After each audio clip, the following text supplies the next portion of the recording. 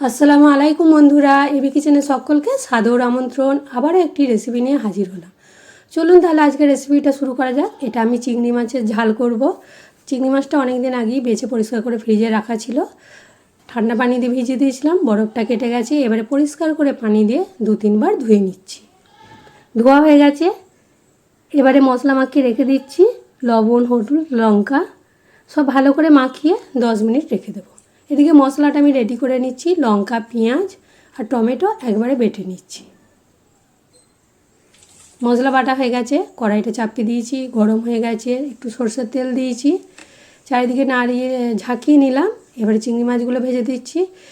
এই চিংড়ি মাছ খোসা ছাড়ানো আছে।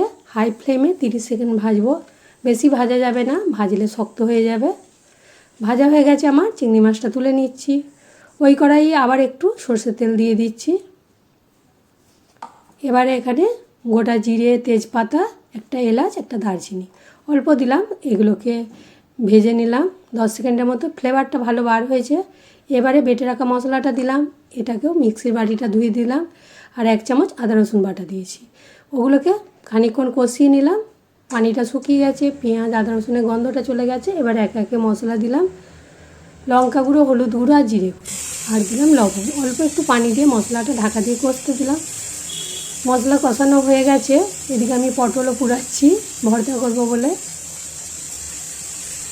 তেল ছেড়ে দিয়েছি। এবারে ভেজে রাখা চিংড়ি মাছগুলো দিলাম, কষিয়ে দিলাম। আর অল্প একটু বাটিটা ধুয়ে পানি দিলাম। আর বেশি পানি দেবো না, কারণ গ্রেভি মতো একটু মাখা মাখা করব।